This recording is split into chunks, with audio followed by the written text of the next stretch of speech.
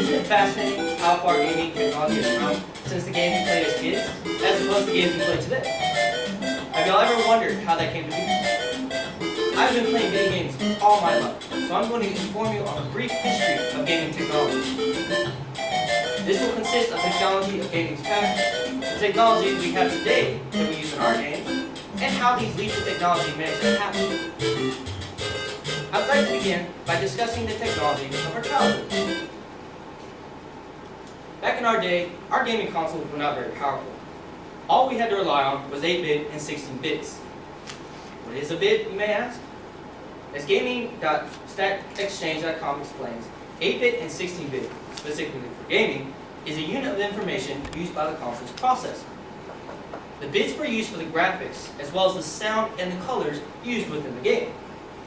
An example would be on the left, the 8 bits. On the stencil, on the right is 16-bit. A bit, or binary digit outside of gaming, is a unit of information stored by a digital device. Now that we know the technology of yesterday, I'm going to talk about how modern day technology changed gaming than it has ever been before. Back in the day, we had what was called 2D gaming. Ds and Ds refer to the dimensions of our view.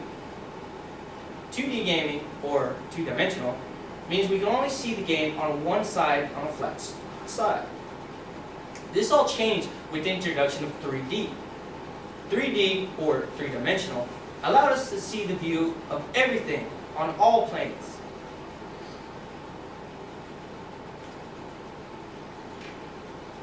Please look at the example on the right, and now allow me to explain it. In a 2D perspective, we can only see certain characters on that one side angle. Now please look at the example on the left. As you can see the top, the bottom, the right, the left, and all around the characters, as well as the objects in the entire environment, and all their pixelated glory. Not only was 3D a major turning point in gaming technology, but modern day technology also introduced us to high definition. What is high definition, you may ask? Please look at the example on the right again. Wikipedia.org explains that high definition can be defined in 3 easy steps. The first number is the number of lines in the display resolution. The display resolution of a gaming device is the number of distinct pixels in a dimension that can be displayed at any point in time within the picture or the frame.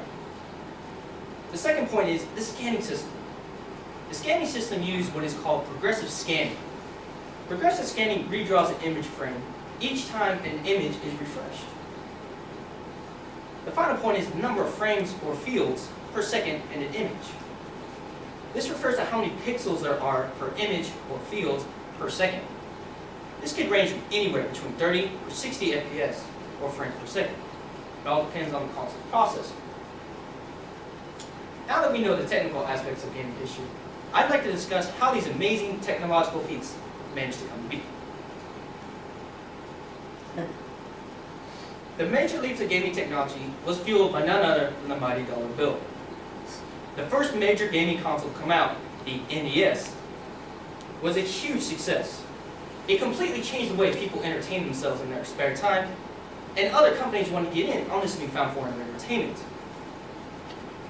This was such a huge success and other companies wanted to get in on this, it started what we call console wars.